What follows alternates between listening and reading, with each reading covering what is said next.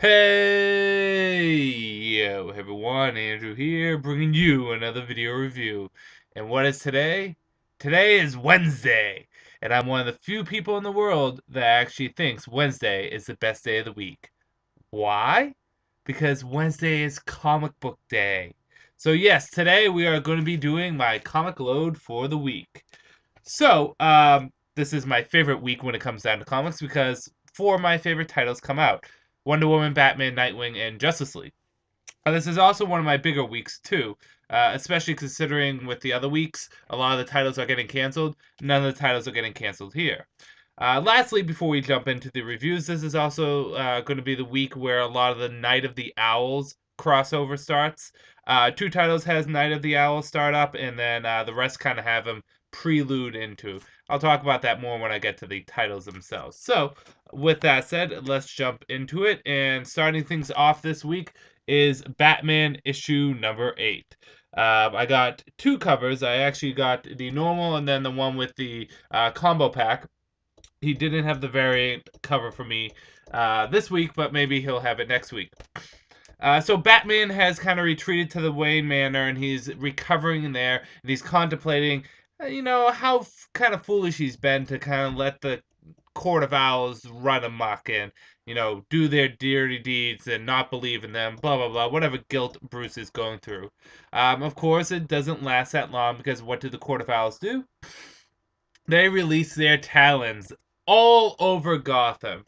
Now, I was curious on exactly how the Night of the Owls was going to work. I mean, I can understand sending the talons out on Gotham, but is the Court of Owls sending it out on the Batman family or something else? And it is something else. And it's actually a logical, reasonable answer to why they're actually sending out all these talons. And tons of them come after Bruce and Alfred. And this also has a backup story to it, which is really just a continuation of the first story, and it kind of leads into exactly how all the Batman titles are going to be tying in to the Court of Owls, or the Night of the Owls. Some pretty good action in this. I believe the art was pretty good too. The dialogue was pretty good, although I felt as though in the beginning, we have this kind of Bruce narrating the scene, and while it isn't bad, I don't think it was absolutely necessary.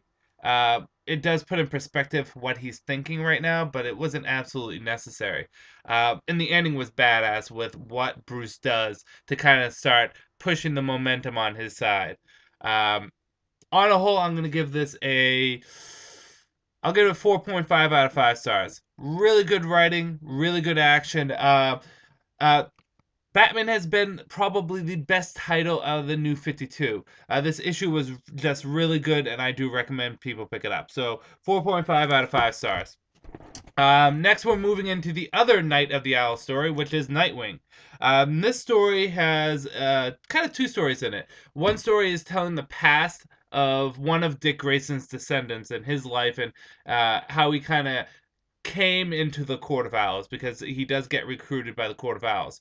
And then the second story is Dick Grayson picking up the message sent by Alfred in Batman issue 8, which I recommend you read Batman issue 8 before all the other Bat books to understand what's going on. And he goes out to try to stop Talons. But he has quite a bit of a fight with them. And it actually raises a question: are these people alive or are they dead? And technically, they're considered dead. So if you see any of the Batman family kill a Talon, they're not really killing a Talon because the Talon's already dead. Nightwing has a huge sword fight with one of them, but it isn't the end of the story there because unlike some of the Batman titles, Nightwing's Night of the Owl crossover is going to last for more than one issue. So it leaves off on quite a bit of a cliffhanger with the two stories colliding. One, the art was great in this. The fight scene was beautifully done. The two stories, how they converged together, was nicely done, and I was actually very invested in the story of Dick Grayson's ancestor. I really do like the stories of the Gotham City in the 1800s. When it was just starting to develop and stuff. So, on the whole, the two stories converged together very nicely. Bad, I just felt as though it was a little predictable on how they converge together and exactly what's going to go down with next issue. But that's about the only bad. And on a whole, I would also give this a 4.5 out of 5 stars. A really good issue, and again, a testament to Kyle Higgins really kind of taking Nightwing and making it its own. But it's crossing over with Night of the Hours very well. So 4.5 for that. Catwoman, issue number 8. Last issue, Catwoman teams up with a other thief named Spark, which you can see right over there on the side. Spark is basically the static shock of thieves. He can control electricity, but probably not to the extent that Static Shock can, because Static can do well, a lot of stuff with electricity. The Shock or whatever his name is seems to just be able to manipulate certain things here and there. Basically, they're doing heist back and forth. Here's a heist there, a heist there. But one of the heists goes wrong when a bunch of prostitutes are being attacked by some creepo. And Catwoman is obviously a very big defender of the prostitutes and the weak and of females in particular. Those genres in particular, those categories in particular, she jumps into action. Mostly due to her past. If you know anything about Catwoman's past, you know why she does this. So she jumps into action, and there's a big throwdown between her and this sketchy perv who apparently has more armaments and weapons than a typical perv probably have. This all kind of converges on the Penguin 2 and the Court of Owls because that is all kind of converging together. We got again another lead into the Court of Owls. The art was good, although there's a few angles where Selena looked a little off. But besides that, the art was good. Selena looked good in a lot of panels. There were just one or two where she looked a little weird. But besides that, the art was good. The action was for the most part good. It wasn't phenomenal. It was good. And I actually kind of liking the Spark guy, whatever his name is. Not enough to really remember his name in full detail, but he's actually coming off as an interesting character, and I'm looking forward to seeing more of him. Beforehand, I thought he was just going to be a one-shot character that wasn't going to be that important, but he's starting to grow on me a little. And again, leads into the Court of Owls, the Night of Owls, with the Penguin also included there. And I like how they're utilizing the Penguin in Catwoman. Bad,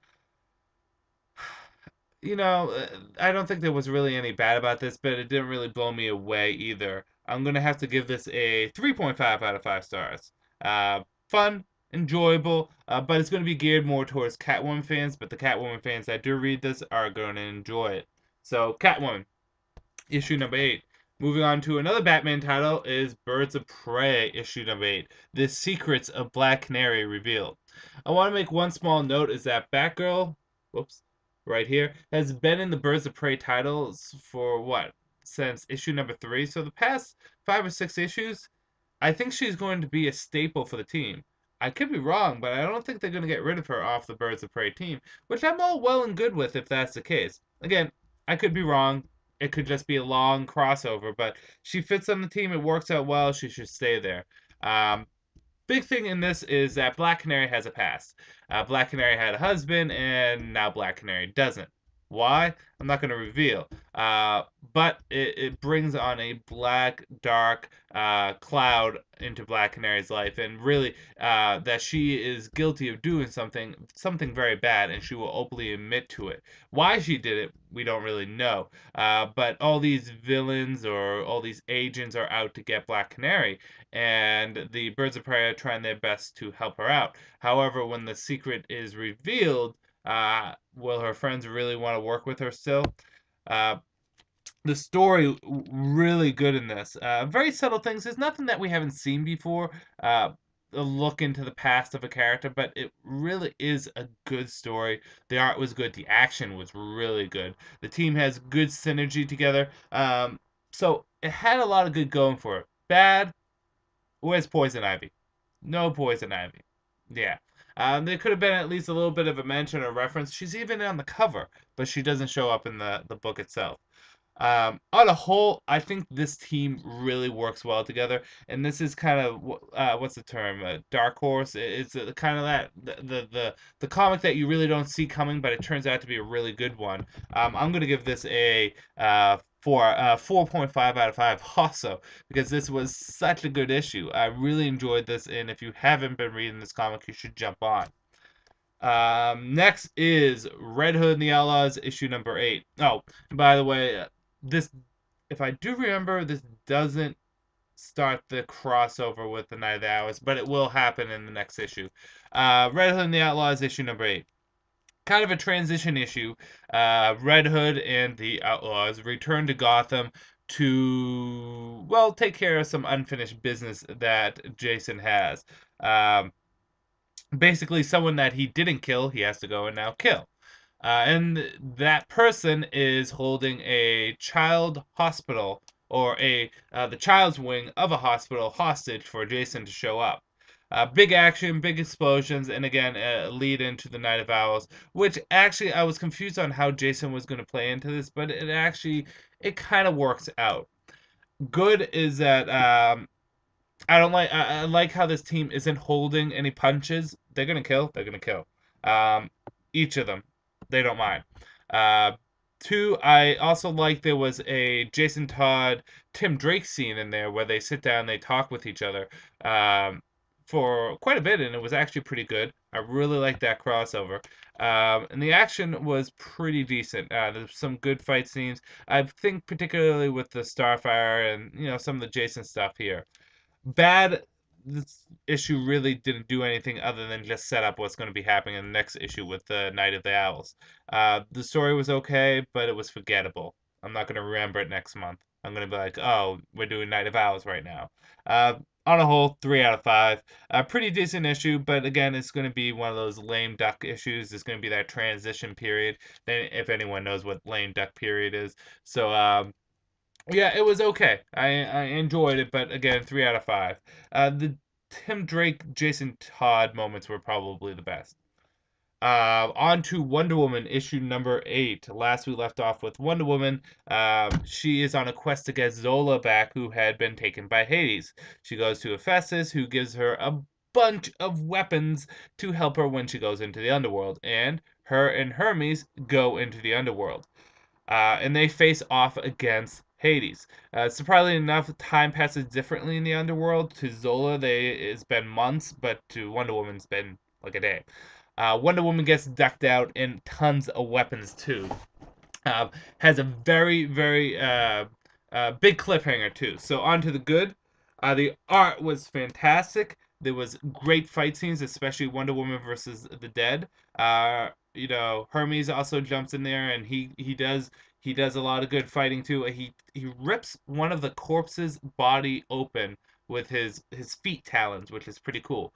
Um, Really good ending. Really surprising, shocking. I didn't see it coming, and really nicely done ending. Really like it. It makes me want more from Wonder Woman.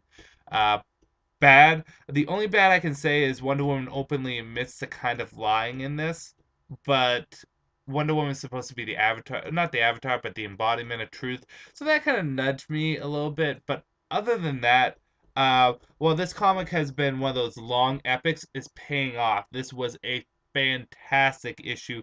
5 out of 5.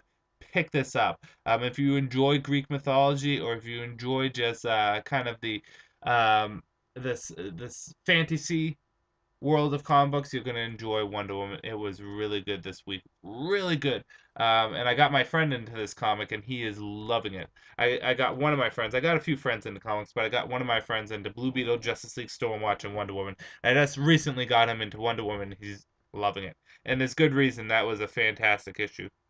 Sorry, my eye is a little itchy. Okay, on to Supergirl, issue number 8. So Supergirl has just taken out Rain and the World Killers, and yeah, the army still doesn't like her, so they're gonna shoot her. A young girl jumps in the way of her and tries to protect her. And throughout this issue, this young girl who can actually communicate with Supergirl, who can speak any language, even that of animals, as long as she hears it enough, she automatically picks up on it. Befriends her, teach her a little bit about the world. They connect. They have a lot in common with each other. They befriend each other. Uh, However, we find out eventually that this girl is actually the Silver Banshee. However, unlike the previous universe, she's not evil. She's not bad at all. She's running from some dark stuff, but she's not evil, which it's kind of interesting. Good is I like that this was kind of a cool down period for Supergirl. We get a time to just stop and breathe. Not necessarily for us, but for the character. Give the character a chance to situate herself. We get to see her connect a little bit with the human race, a little, if not just through this one girl. Silver Banshee comes off as a great character, and I really do like the kind of the twist that they have with her kind of being good. I'm not saying she's a good guy. I'm just saying she's not evil. She's nice. It's not like she's being deceptive in any way. It's not like she's befriending Supergirl to take her out. She legitimately wants to be Supergirl's friend. So interesting on that. Bad, there was no fight scenes at all in this, which isn't necessary because it is a cool down period. But I still, from what we saw, it was just kind of eh. Um, and in addition to that, actually, there wasn't really any other bad. It was a pretty solid issue. 4 out of 5. Good issue. And again, good breather, cool down period. So yeah, pick it up. 4 out of 5. Blue Beetle issue number 8. Last we dealt with Blue Beetle, he was in New York. He dealt with a kid who apparently had aged by using special suit of technology. So Blue Beetle decides to go and check up on this kid, see if he can find where this kid is from. And we find out this kid has started to age, and the reason why is because he's working for a guy, and the guy wants to go back in time to prevent an accident, blah, blah, blah. Dark, depressing story. And Blue Beetle has an encounter with um, this man named Stopwatch. So, will Blue Beetle be able to defeat a man that can control time itself? You're just going to have to read and see. So, let's jump into the good, the bad, and whether or not you should get it. Good, I do like this Blue Beetle being on his own, on the run, doing his own thing. I think the story was compelling and interesting, and I thought on a whole the art was good and that the direction for the comic was good. Bad, Blue Beetle's doing a lot of walking around and doing all this stuff and kind of, going from point A to point B to point C. I kind of want him to start another long story arc.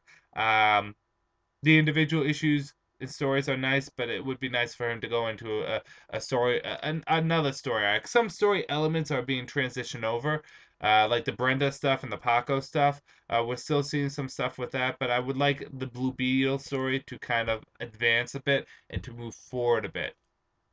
But besides that, this was a pretty decent issue. Not quite as good as the previous ones, but I still enjoyed myself. I give this a 3 out of 5. And finally, rounding out this week is none other than Justice League issue number 8, crossover with Green Arrow. This issue is this issue is fun. This issue is funny because throughout the whole entire issue, Green Arrow wants to join the Justice League, so he does everything he can to impress them. Um, we get a few flashbacks. We get some stuff with the Martian Manhunter, why he's not with the team. So for you that are Martian Manhunter fans like myself, you get to see why he's not part of the team, at least briefly. Uh, and we get to see a lot of Green Arrow interactions. I think what really makes this issue stand out is just the character interactions in there. We get a few flashbacks with the story. We even get some Night of the Owl stuff. The Court of Owls decide to attack some people, and Batman calls the Justice League on them. Which is logical. If Batman's taking on an army of assassins and he can't handle them himself, why doesn't he just go, "Hey, Superman, Green Lantern, Wonder Woman, you wanna hop over here and give me a hand?" Yeah, I didn't. I'm sure your invulnerability will help you out against some ninjas. Okay, cool, cool. I'll see you later. Maybe we can play some Nintendo Wii. I just got Epic Mickey. We can sit down and play. Oh, Disney? Disney's Marvel? Oh, well, we'll play a Warner Brother game. It's kind of funny because if you think about it, in the end, Batman has the greatest weapon of all, the Justice League. All he has to do is call them up and it's done.